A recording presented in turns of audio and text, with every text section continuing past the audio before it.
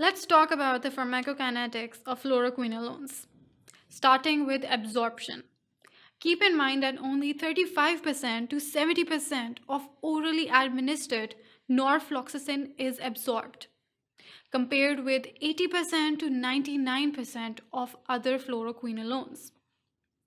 Intravenous and ophthalmic preparations of ciprofloxacin, levofloxacin, and moxifloxacin are also available.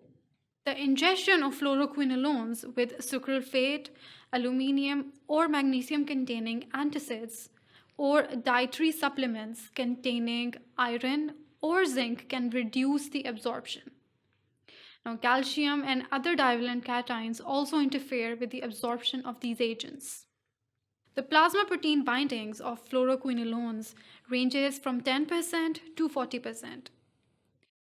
Actually, the fluoroquinolones distribute well into all tissues and body fluids, which is one of their major clinical advantage.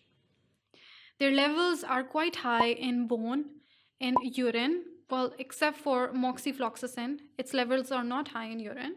And their levels are also high in kidney and in prostatic tissue, but not prostatic fluid. Keep this in mind. And their concentrations in the lungs exceed those in that of serum.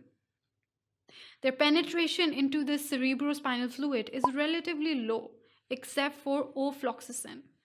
Now, fluoroquinolones also accumulate in macrophages and polymorphonuclear leukocytes, thus having activity against intracellular organisms. Now, most fluoroquinolones are excreted renally. Therefore, dosage adjustments are needed in renal dysfunction.